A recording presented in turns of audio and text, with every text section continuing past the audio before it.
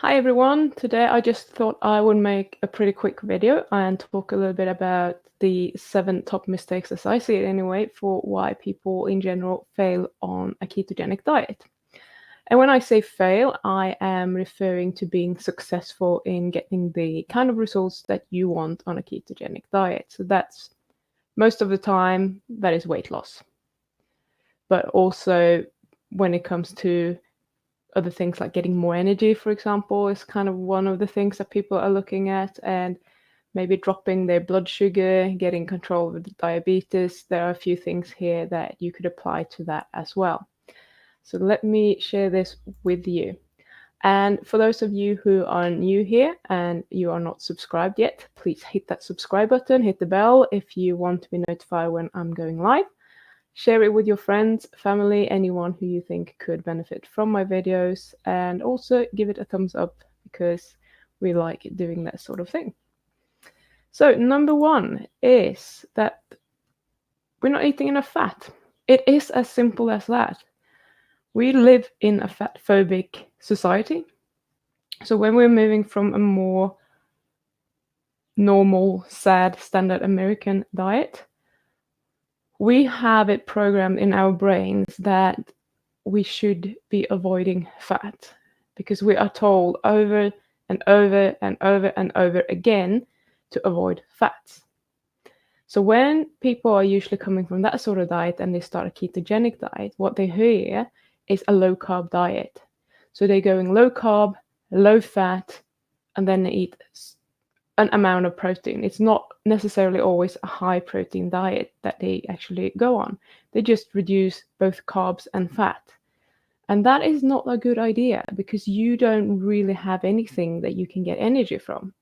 Now, we can use protein to create sugar via gluconeogenesis, but it's not a very efficient process. So actually, you want to eat fat. Because you want to teach your body to produce the enzymes that you need for energy, or for producing energy from the fat that you're eating, but also to process the fat that you have stored on your body for energy for you.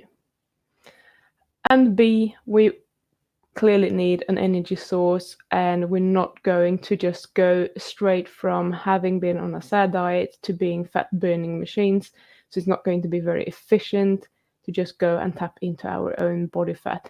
By eating more fat, you will teach your body what it needs to do, because when you're having such a huge input of fat, all of a sudden, your body needs to adapt. Still takes a while. It's not going to be instant. Have some patience. Number two, we're eating too much protein. Also, most of the time as a result of avoiding the fat. So if we're not eating enough fat on a ketogenic diet, we're going to be hungry. And since we're not eating carbohydrates, the only alternative that we have left is protein. And I just said that we don't necessarily eat a lot of protein, and this can still apply, because if we're looking at the percentage of energy that you're getting in, you might not be eating in terms of the amount of protein, it might not be too much, but in terms of percentage of where your energy or your macronutrients are coming from, you're probably eating too much protein.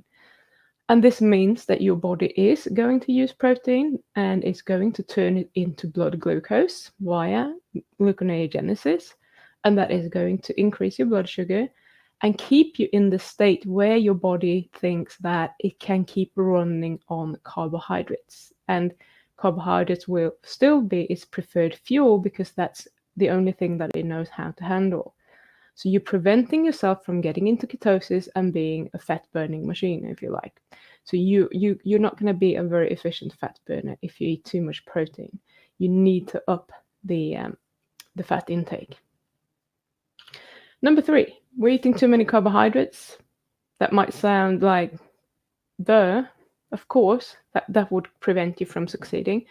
But a lot of the time, we think that some of the foods that are on a ketogenic diet are low carb and allowed, and we just tend to overeat them. Take nuts, for example. Now, nuts contain a lot of fat, they contain some protein, but they also contain a lot of carbohydrates. So if you're someone who likes to make keto treats, just have a look at how many carbs you're actually putting into those treats. Or if you're having a bowl of pistachios every evening instead of a bowl of popcorn, you're still going to get a huge amount of carbohydrates in there. And you're running into the same problem. If you have been in ketosis before, it might be easier for you to adapt and go back to that state. But if you haven't, if this is the first time you are trying the ketogenic diet and you're just getting really tired and you don't feel well at all, you're tired, you feel lethargic, you might get headaches and so on, it might be the carbohydrates. Because if you keep feeding your body a little bit of carbs, it will keep running on carbs. It will not see the need to keep or to start producing the enzymes that you need to convert fat to energy, especially not if you're low on fat as well. So have a look at what you're actually eating. Do you know how many grams of carbs there is in one avocado, in 2 handfuls of nuts? Do you know? Have you counted them? Because for some people, you can maybe eat 30 grams per day, but not in one meal. Okay? So have a look at that. Number 4, you're just simply eating too much food. And with this, I'm mainly talking about people who try to lose weight. Now, I do not recommend a low-calorie ketogenic diet. That is not what I'm talking about. But often when we start going on a keto diet, we think that it's free for all. We just eat whatever you like, however much you like, as long as it doesn't contain any carbs. And we tend to go to foods like cheese as our new comfort food. And cheese is very, very energy dense. And it's very, very easy to eat lots and lots of it. And nuts and those kind of foods that we can just keep eating. And we think that they're keto approved, so why not? But in the end of the day, at some point, you get to a point where you taking in more energy than you're actually using, and you can't actually lose fat doing it that way. So you need to find your sweet spot. Yes, your metabolism will go up when you do a ketogenic diet compared to a carbohydrate-rich diet, but that might not be instant. It might take a little bit of time, but there is also a cap to how much that can go up. You can't start eating 10,000 calories per day if you were previously eating 2,000. So try to keep it on, a somewhat similar level. Okay.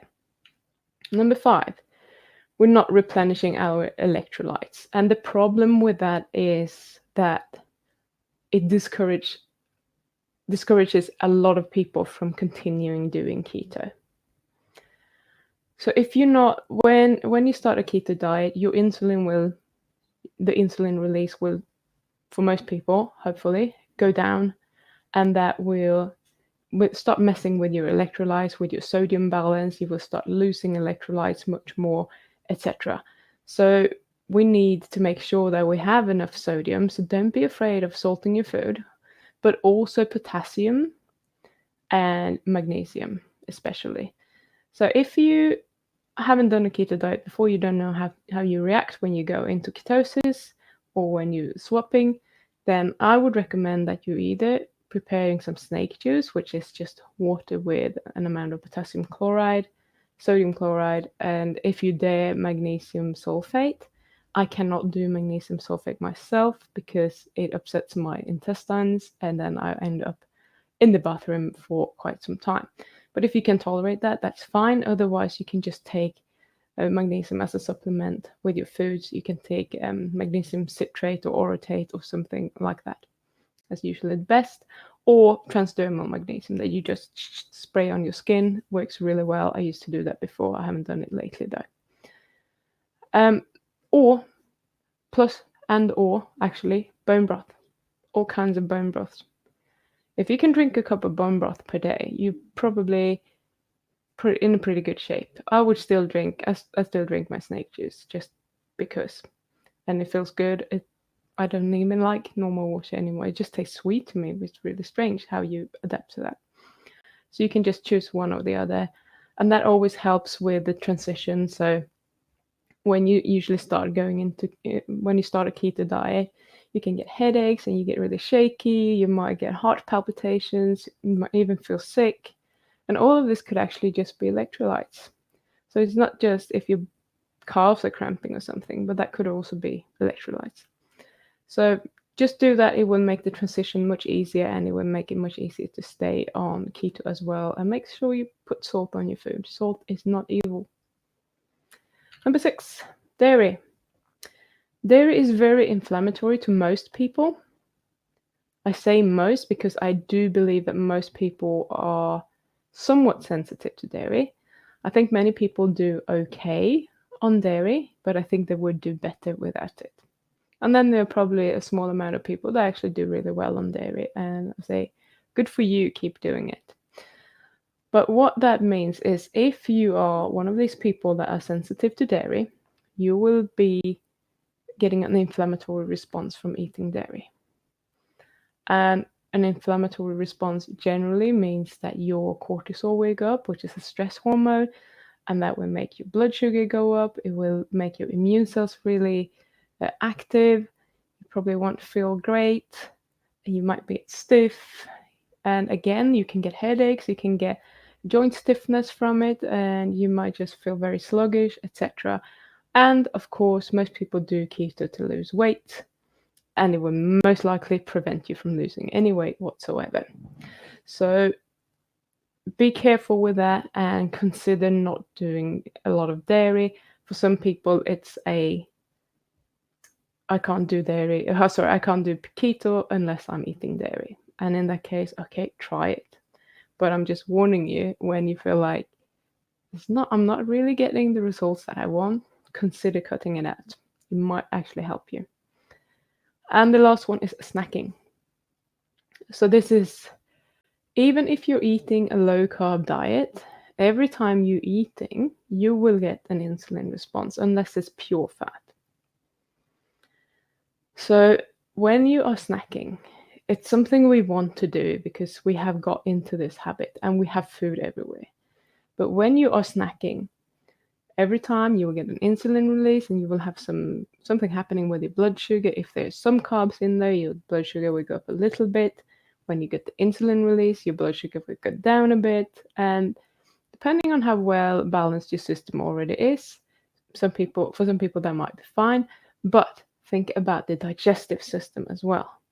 We also want to let our system rest. We don't want the machinery to have to work overtime constantly. Because this is just whenever you are eating, you are in a anabolic state. Your body is storing the energy that you're eating, so that is what it's doing. And for most of us, we want to lose some body fat when we're doing keto diets, and we want to be in a catabolic state. We want to break that down. But we need to find a balance so that we're doing both. But if you're snacking throughout the day, you're in an anabolic state all day long. So you're pretty much preventing fat loss during the day. So if you instead can go down to eating 2 or maximum 3 meals per day, and they're all being low carb, you give yourself plenty of time to digest and let your body rest in between. And personally, I like intermittent fasting, whether that be 12 hours or 16 hours.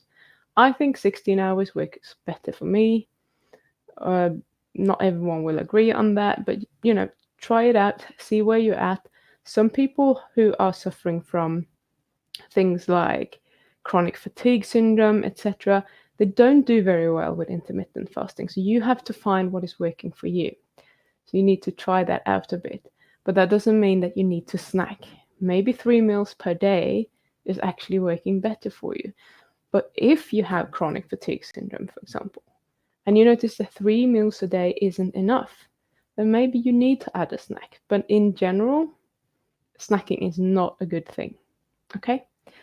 So that was pretty much all I wanted to say with regards to